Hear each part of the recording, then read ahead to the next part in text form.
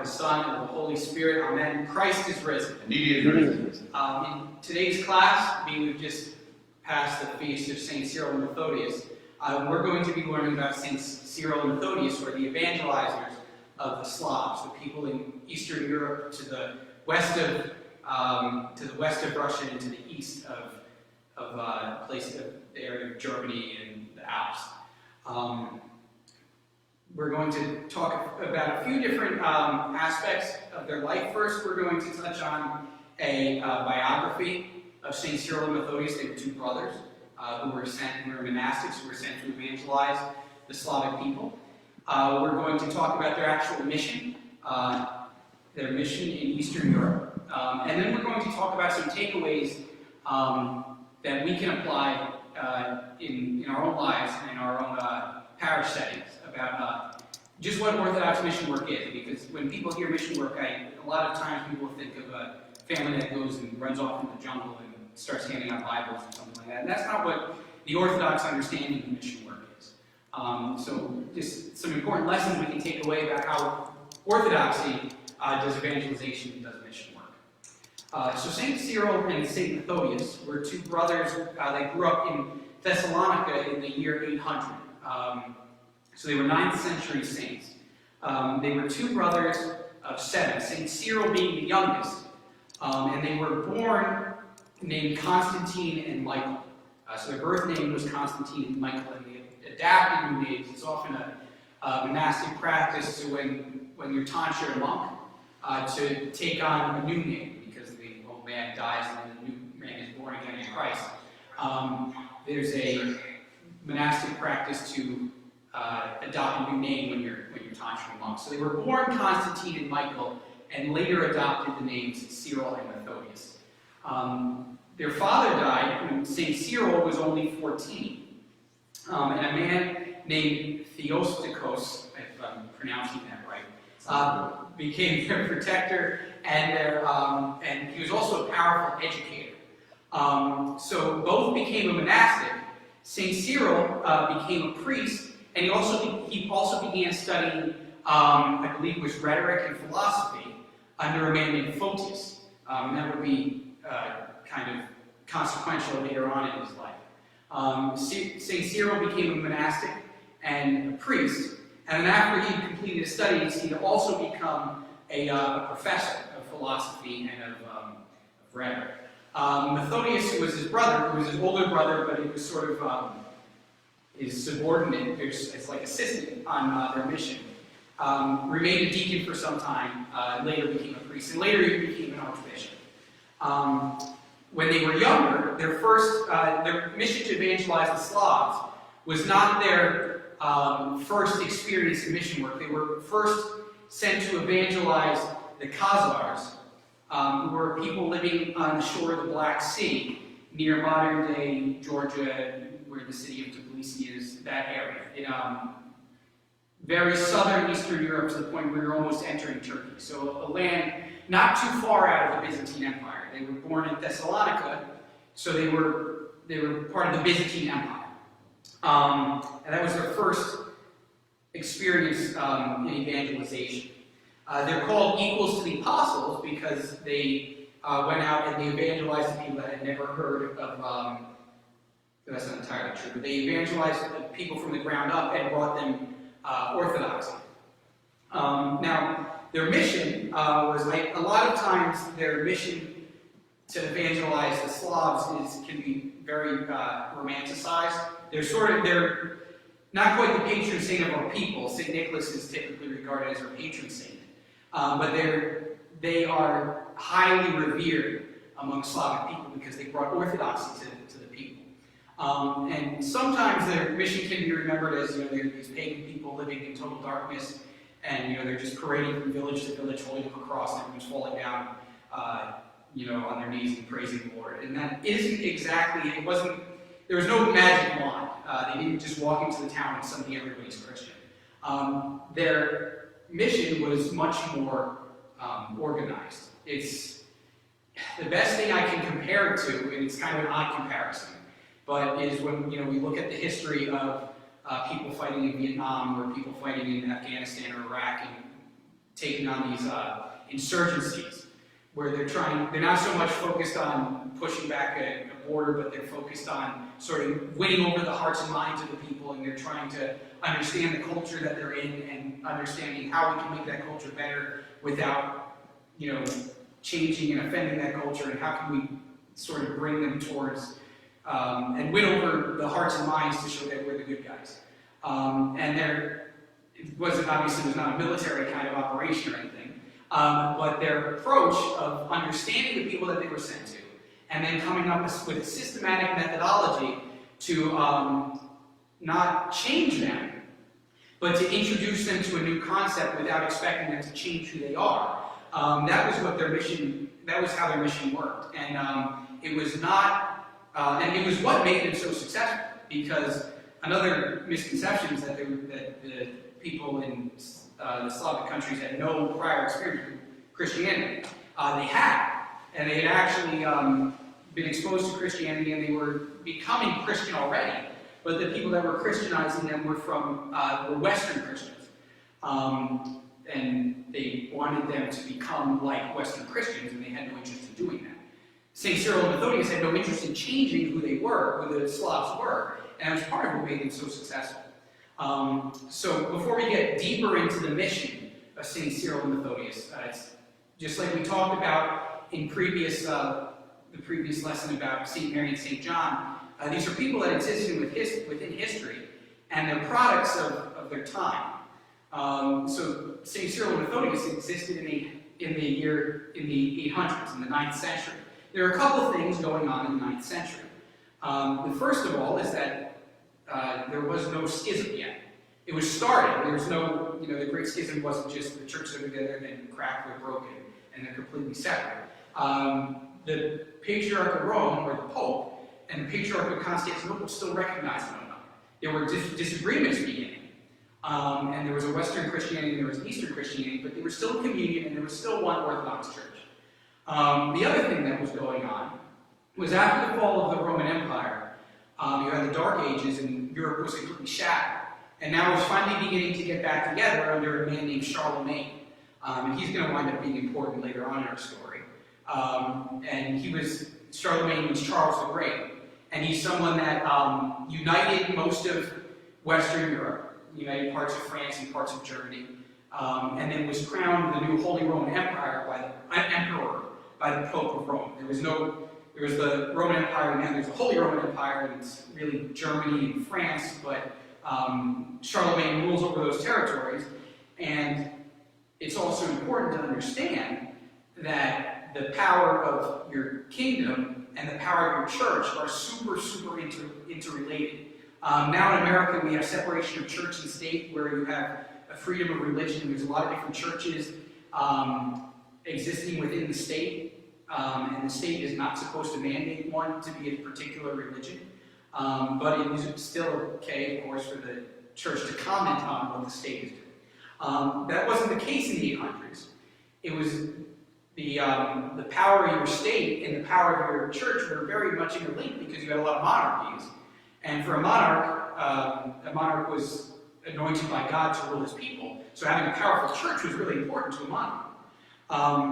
So Prince Rostislav of Moravia, who was ruling over the areas that are now considered the Czech Republic, not perfectly the Czech Republic, a little bit areas is rule of Moravia extended a little south into like the Baltic states and a little north into southern Poland and southern Ukraine.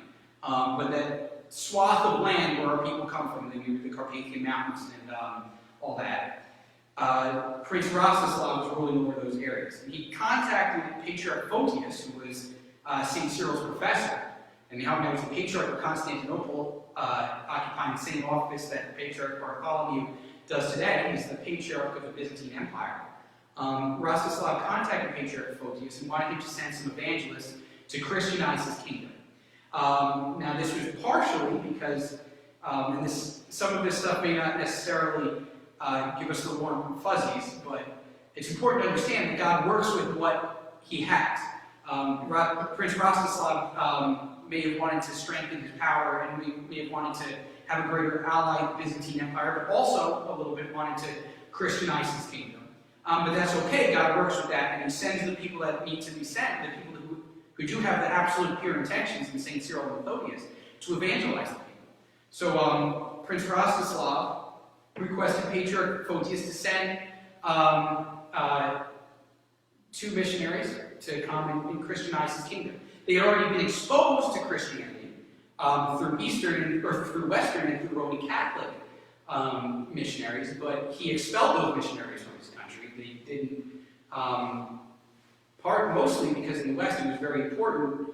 There was a much more emphasis on the connection between the church and the state. The West wanted uniformity, and they wanted everyone to have the Latin Mass, and they wanted everyone to have to perform the liturgy in Latin, and Bohemia Moravia spoke Latin.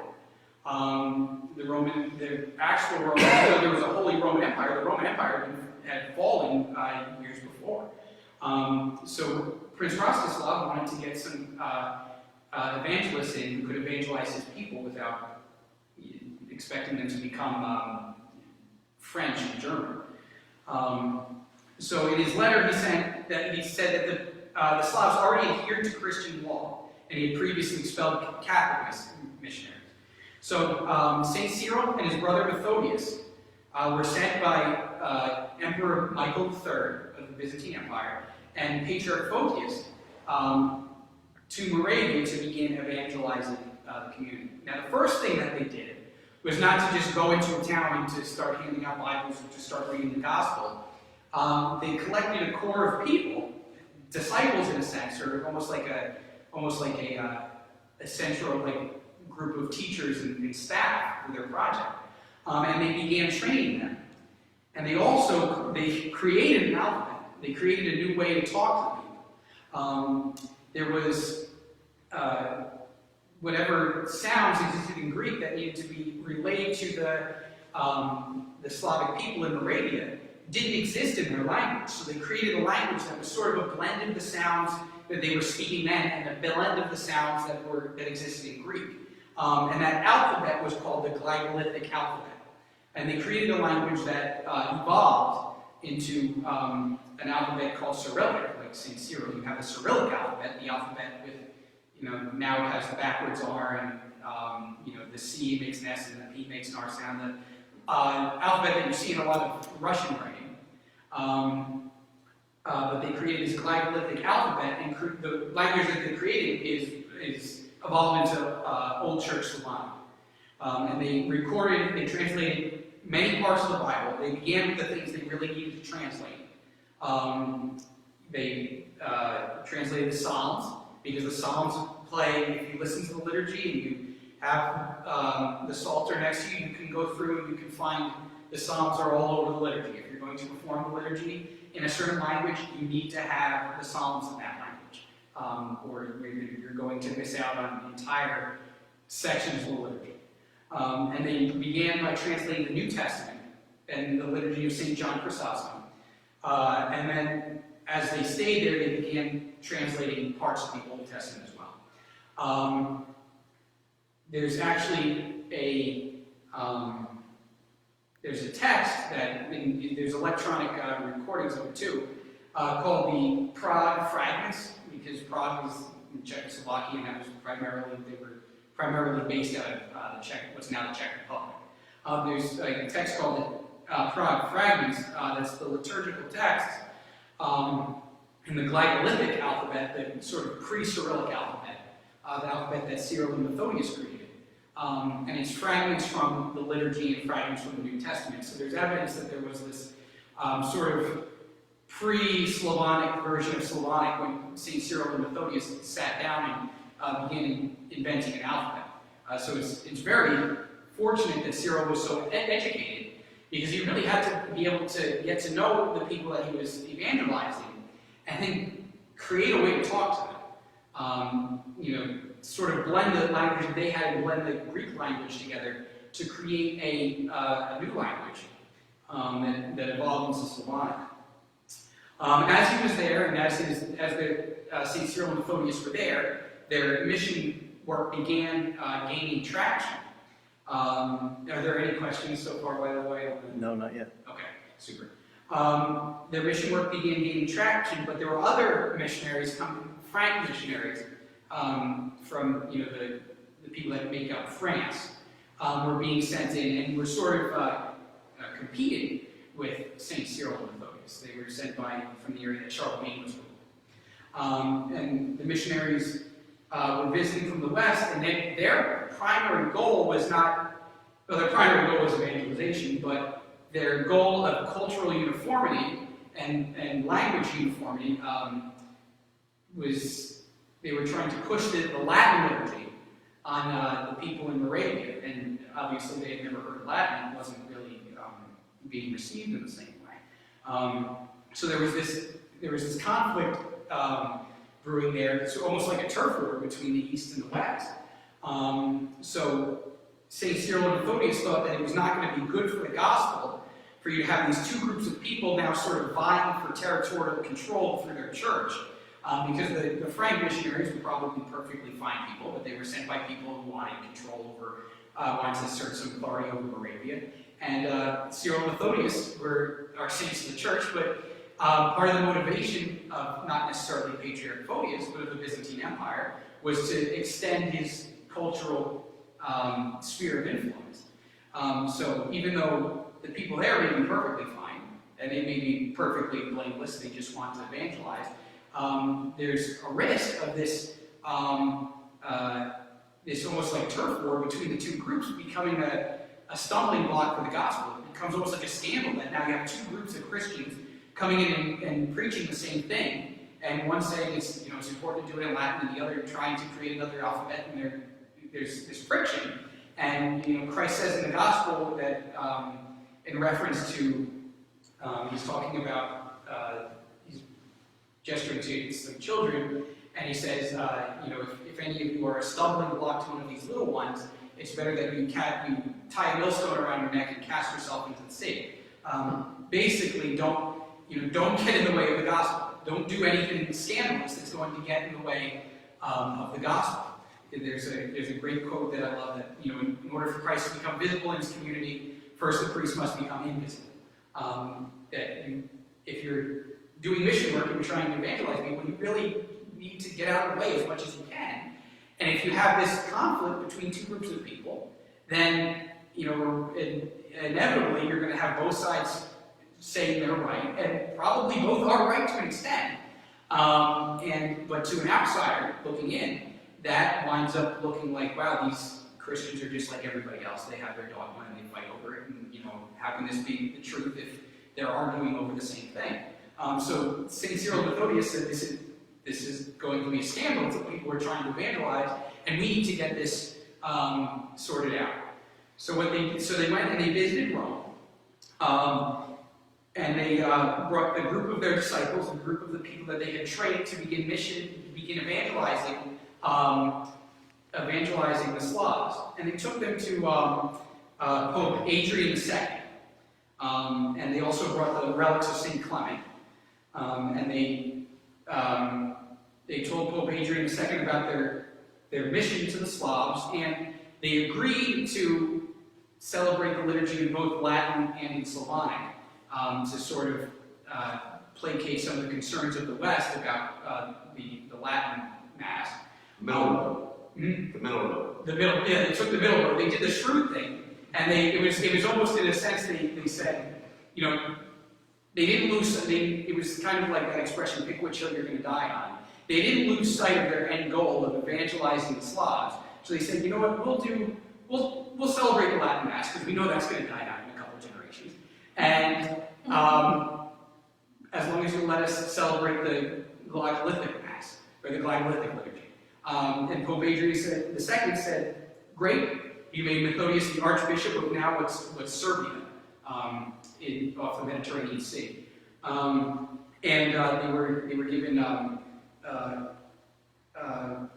they were given essentially the blessing by the Pope, because remember there's no schism yet. They were given the blessing by the Pope to continue that mission, because now the Pope is going to say, okay, that even though there's no schism, the Pope will be able to discourage the evangelization of that area because he knows it's already being evangelized by what's still a patriarch that he's in communion with. And there's certain irony that, there's a few generations ago, people wanted the liturgy in Slavonic and said, well, that's the, you have to have it in Slavonic because that's the language God hears. And millennia ago, people were trying to have the liturgy in Slavonic, and there were all these people saying, no, you can't have it in Slavonic because Latin is the language God hears.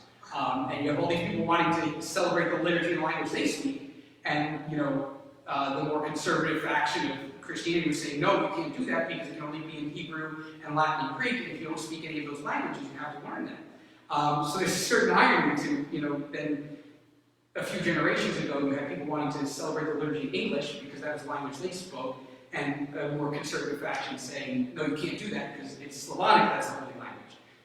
But Slavonic had been there before, being a language that was like unholy, and people needing to learn Latin to properly celebrate the liturgy. This is why, as a mission parish, we do 99.99999% of everything that we do in English.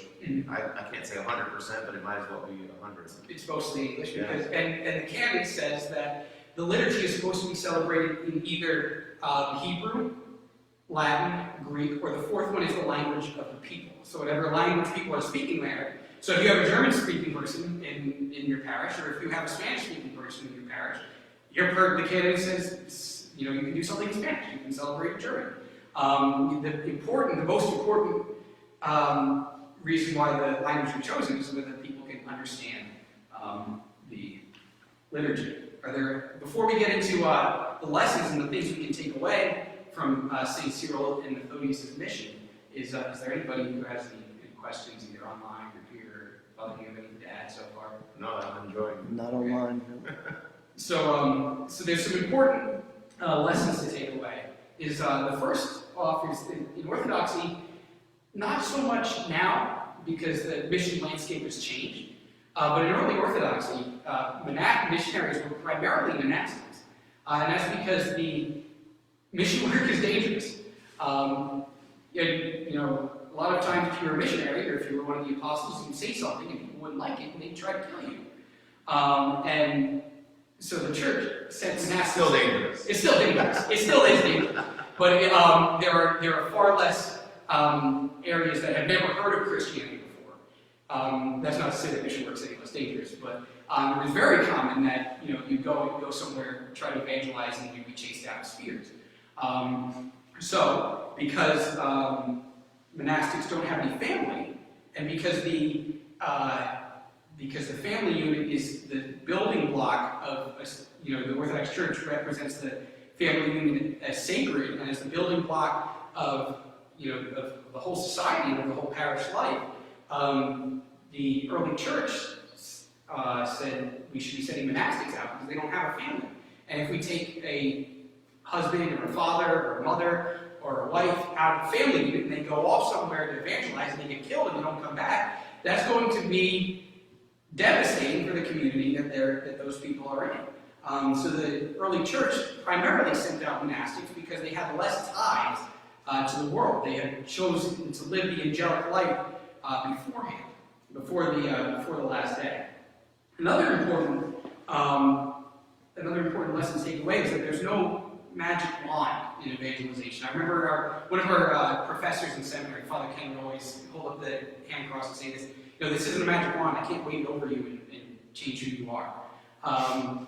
And that's very true with introducing the gospel to people, is just because you present the gospel doesn't mean that they're going to fall down on their knees and begin worshiping.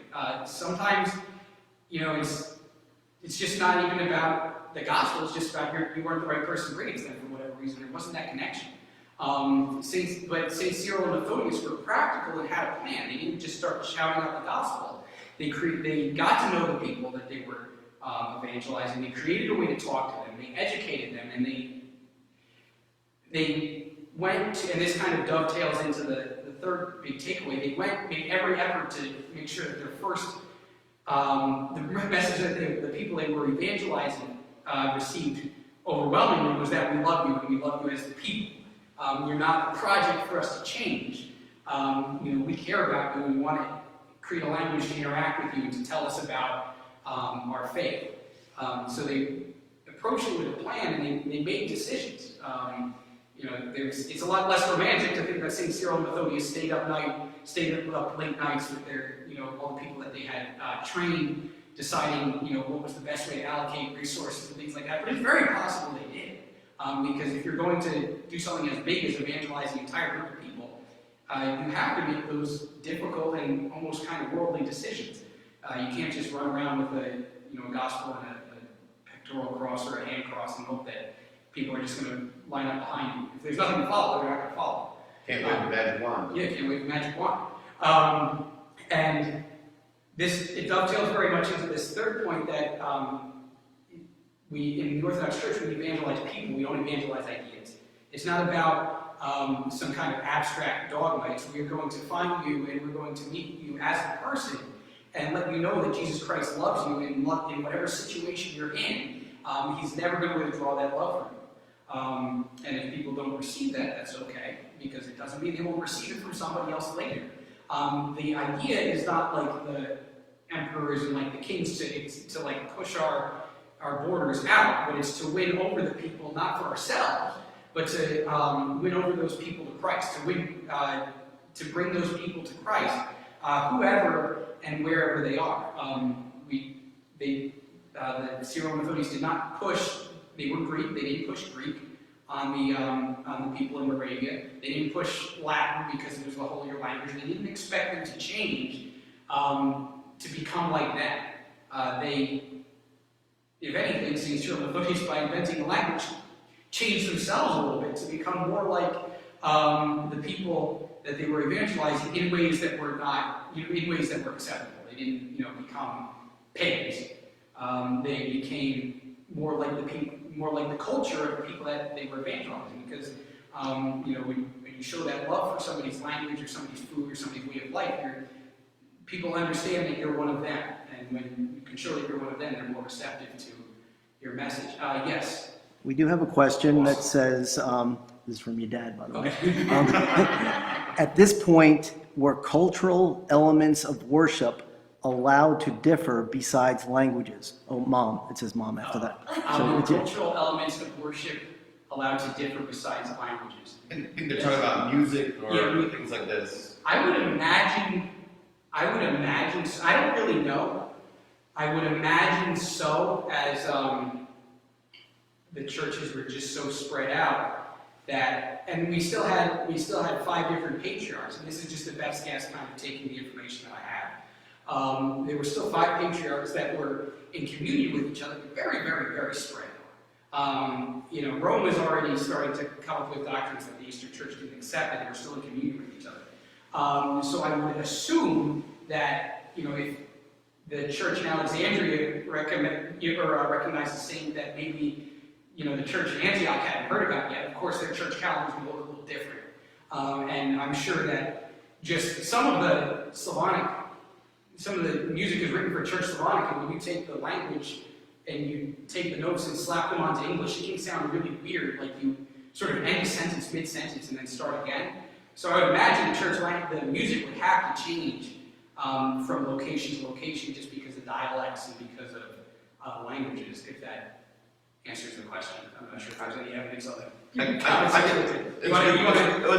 a good educated guess, and I have an educated guess that I'll add to it also, and it is just an educated guess because I know that if you go back to some of the hymns, especially that we sing on the holy days, in our tradition of the plain chant in our diocese, you can hear within those melodies the Greek way of chanting, the Byzantine style of chanting, which would infer, and people that are experts on this maybe will just bash me about being wrong, I have no idea, but I think you could infer from that the original way that the people in the Slavic countries would have celebrated the liturgy would have been with the entirety of it in Byzantine chant, because that's what Cyril and Methodius knew, and that's what they knew how to deliver.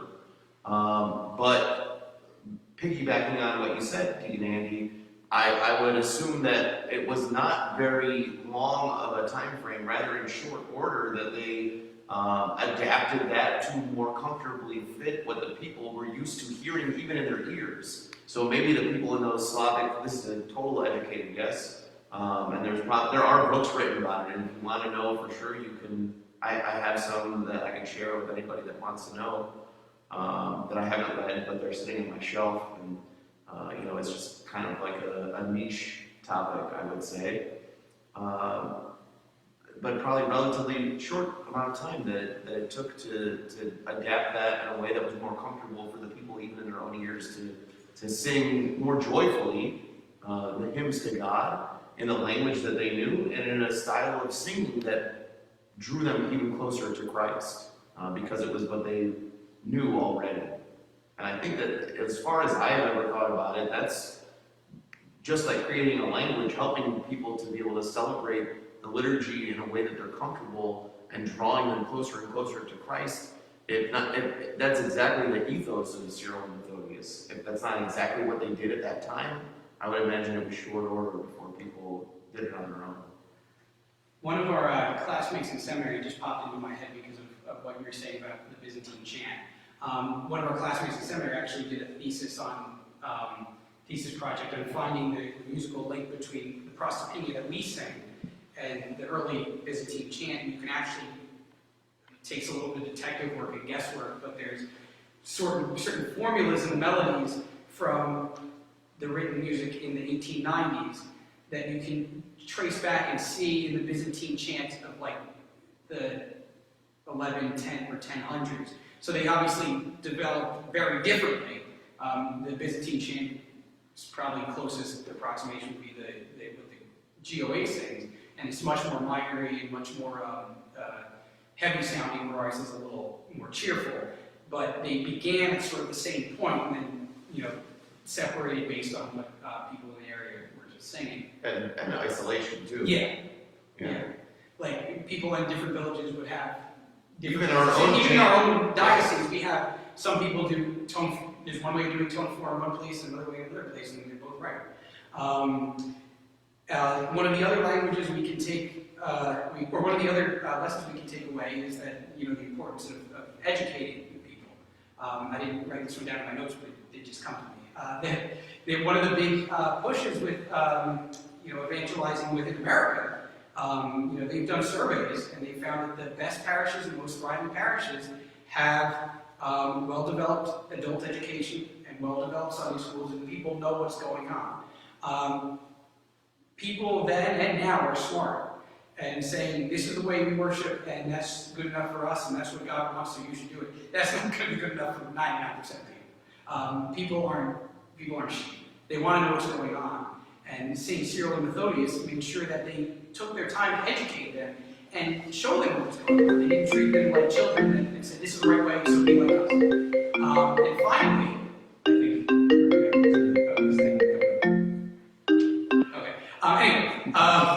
and lastly, a very big thing to take away is that there should be no turf wars in evangelization. We shouldn't do anything to be a scandal to the people we're trying to reach.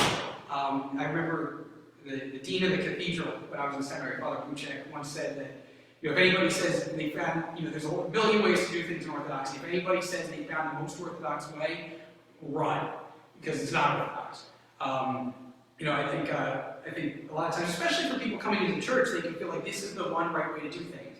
But it really isn't. There's a lot of different ways to glorify God. We have these guidelines, and we're really all just children playing in God's house. And there's no reason for one church to try to, because from our point of view, when we say, oh well, our way's the best way of doing it, to us, what we're really just saying is that's my favorite way. And to someone on the outside, who hasn't experienced everything within the Orthodox Church, all they're seeing is, oh well, this Christian's no different than everybody else. They have their ideas and they have their dogma. They're trying to push them on other people because they haven't experienced how that worship service makes them feel, and why we're passionate about the way our parish or our ethnic group in particular does things. There's all sorts of ways to glorify God. And who's to say the way the birds are singing outside is, isn't better than, the way we're trying to do it. So, we can't get hung up on we can't think of it as if we're like emperors of, feudal Europe trying to expand our territory. The goal is to bring people to Jesus Christ. So yes, there's a question? Yeah, comment. What's your comment? So I love that you're talking about with Saint Cyril, and I think like now in the modern day you talk about like evangelization as kind of like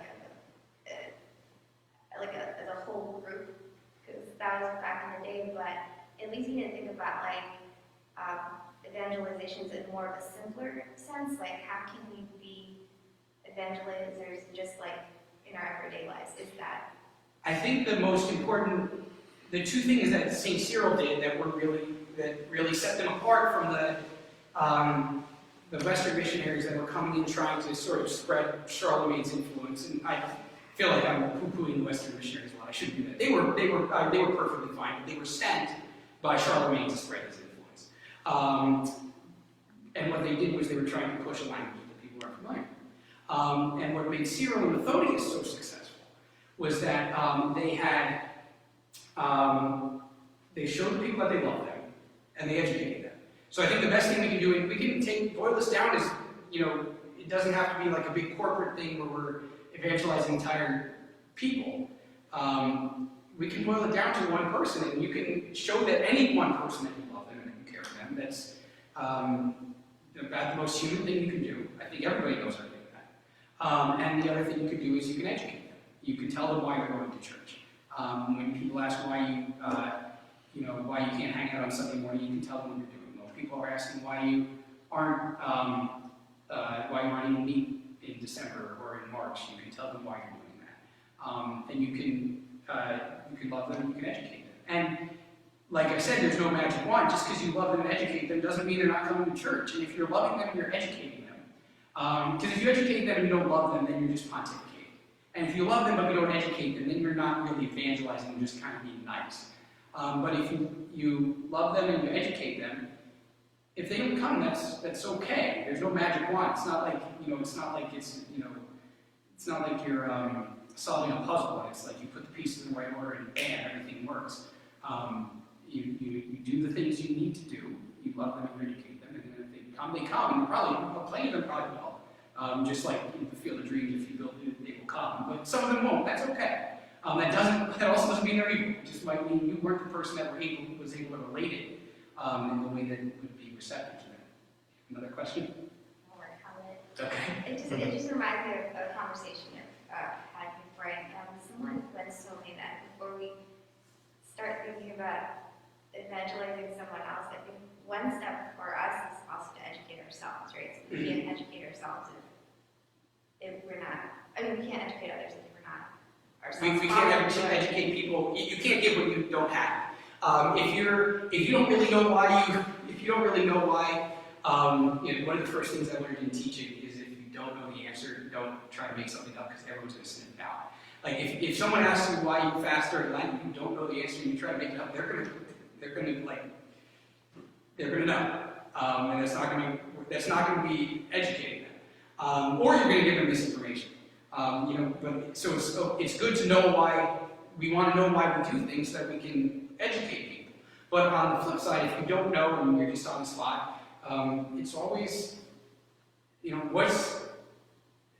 trying to think of a way to say it, because you're not making an answer.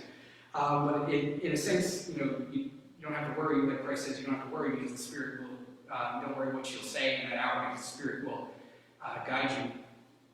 Why you fast is probably, if you were to answer why you fast, why you do it, whatever answer, assuming you're, a faithful Orthodox Christian, whatever answer is going to come out of your mouth, and genuinely, I'm trying to make up what the church would say, but what you genuinely would say, is probably going to be educational enough. You might just say, well, we don't need meat because we're getting ready for Easter. And that's right. That's a good answer. It's not the most educated answer, but you're still right. You're still educating them. And when you do that with love, and you're not saying, well, why can't you be like me? when you're pontificating like that, you're not going to evangelize, but when you're just answering with love, and you're just answering the question the person asked, you're starting your evangelizing a little bit. I think John knows that I give this answer to questions that he always asks me good questions, and sometimes I don't have a full answer. I have an idea, and before I say anything, I tell him, I'm really not sure, but I know that there is an answer out there that's better than the one I'm about to give you. And after I tell you what I think, I'm going to go and I'll look it up, and then we can talk about it again later.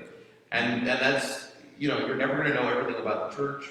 No, anybody that thinks they do, probably you met a liar. Yeah, just like that story about if you meet anybody that says this is the one Orthodox way, you run away. If someone says I know everything there is to know about Orthodoxy, you run away.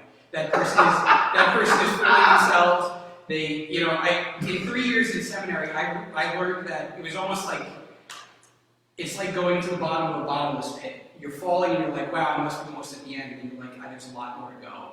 And there's still, like, the further you get down into the pit, the more you realize it's deep. Who says that famous quote, like, I now know, but I know nothing? Yeah, I don't remember who said that, but that's really, like, the less somebody acts like they know about Orthodoxy, the probably the better of a source they are. So, you gotta be careful. Yeah, but for the most part, that's right. you do. Yeah, it does work both ways.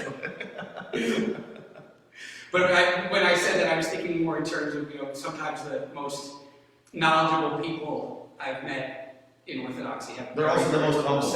Because the closer you become, the closer you go to Christ, the more you realize how far away you are. Yeah. So. John's been waiting for a long time. Just to comment on a previous comment, or ask a question, or just comment, I guess. I don't know if it's a question. But part of the evangelism, the way I look at it is to understand the people that you're trying to communicate with. And I think that's what Cyril and Methodius really did. And in our own culture in America, you have people with so many different perspectives and backgrounds, and it could be cultural, but even growing up in the same culture, you have people with so many different perspectives, whether it's on religion or philosophy or the meaning of life or whatever. And taking the time to understand other people and understand what their viewpoint is and what their worldview is. Yeah. I find that helps us as Christians to explain the gospel, starting from things that that person can relate to, and what I call going from the known to the unknown. So there's a lot of things in Orthodoxy that are just like, to people that haven't been exposed to it, bizarre and strange and weird. Yeah. But there's a lot, the core theology is something that you can start a good conversation with somebody who's a Christian who's not Orthodox, and start layering in some things that they've never heard of before, or kind of explains Christianity in a more full way, or maybe a theological point in a more full way that they've never heard before. Or if it's somebody that's just an atheist and doesn't believe that God exists, you can, if you understand where they're coming from, you can then You have to know where they're coming from, or you can never reach them, because they're going to hear it the way that they want to hear it. And if you're not giving it to them in the way that they're hearing it, I don't know if that makes any sense. But you're falling on deaf ears. Or they're hearing it wrong because they're hearing it from the way that they want, and not the way that you're really trying to say it. And so you really have to know where they are. And it's like, you could look at, like, young people are always easy to pick on, I guess, or not to pick on, but like, they're younger people than whoever is younger than you are. They're always going to look at things differently than the way that you see them. And I feel like, just as like a silly example, Cyril and Methodius would have definitely known what, like, Tiger King was on Netflix and what TikTok is, because that's what people know.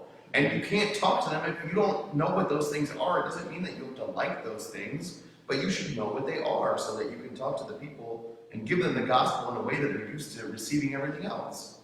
And it doesn't mean that you endorse whatever the thing is. You might not like it at all, but you know that it matters to other people, and you're saying it's important to me because it's important to you.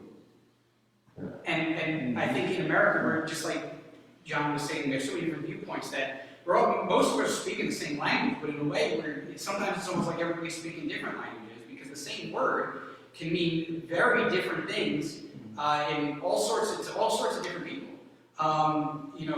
Referring to yourself as patriotic, I think has a very different meaning now than it did in the 40s. I think there's some people now where if you say you're patriotic, they think they look at you like three heads. And where in the 40s, if you were unpatriotic, that was, what are you doing here? Because we're fighting war on two fronts. So I think generationally and in a lot of different ways, people come from very different backgrounds, and even the same word can mean very different things. So it's important to get to know the person that you're evangelizing, because you could say the same word and it's received in an entirely different way. So I think it's really that's why it's so important to understand what language, not just they're speaking with their mouths, but what almost like how they're looking at the world. And you really can't get to know some. You really can't figure that out without actually getting to know them. Is there any? I'll just add something else. Just something you said just made me think of this. When I was involved in cross-cultural evangelism, learning another language and doing that, I learned that there are concepts in other cultures that you cannot understand unless you learn the language. And so that with those guys, Saints Cyril and Methodius, they, taking the time to understand that language, they then began to understand how the people thought and how they think. And there are phrases and concepts in other languages that are really hard to translate into another language, unless you're immersed in that culture and you see the context of what they're talking about. And those are kind of like bridges of evangelizing people, that you can begin to explain to people that Christ is relevant at that particular issue that's important to you as a culture. Yeah. That Christ is there, whereas it's like a non-issue unless you know the language. Yeah. So you can never break that barrier without a knowledge of the language. Yeah, there are definitely just some concepts that there's a lot of words that just don't translate into another language, and so much of culture is based on people's experiences. I remember doing mission work in Alaska, and they had an ethnic dance night where it was like a talent show. Everyone was doing the tribal ethnic Eskimo dance, and they were all about hunting bears and picking berries, because that was what you did. Like when you lived in a village as an Alaskan, that's what you did to survive. So your culture evolved around these things, and if you, as an American who can go get salmon from the freezer aisle, if I was completely clueless as to what life was like in Alaska, I would be really confused why they're so obsessed with fishing for salmon. Or I said hunting bears. I think that's same thing. Yeah, but the point was, without understanding that culture, I have no idea why they're thinking about this stuff. But if I understand that culture and understand that being able to fish for salmon is almost like synonymous with life itself, then you understand that this song isn't just I'm not Alaskan, I don't know, but this song isn't just about fishing. It's also about putting food on your table, being able to provide for your family. It's living. about a lot more than living. It's about being alive. So the same words can mean to me. Salmon just means something I take out of a freezer bag and put on a skillet. But some cultures it's life. And it goes back to what you said, that Cyril and Methodius immersed themselves into the culture that they were in, and they loved the people. They showed them Christ's love by their own love and by their own, and seeing what mattered to those people, they made that matter to themselves too. And we can all do that in so many ways.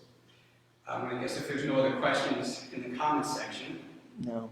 Okay, I can tell everybody, if you're still tuning in, or if you happen to be watching this a couple weeks from now, we may, or I don't know if we're going to be taking a break with these soon, but either way, if there's anything you would like me to talk about, please post something in the comments section. I'll take a peek. Deacon Andy wants to know what you want to have a class about. Yeah. So if you give a comment in the comments section that says you want to have a class on angels, then Deacon Andy will prepare a class on angels. So maybe we can create a poll or a question that we can put on Facebook and give people an opportunity to. Yeah, let's do that. We can promote it and we'll find out what people want. Yeah, wonderful. Good job, Deacon Andy. Thank you. Very good. Everybody have a good night.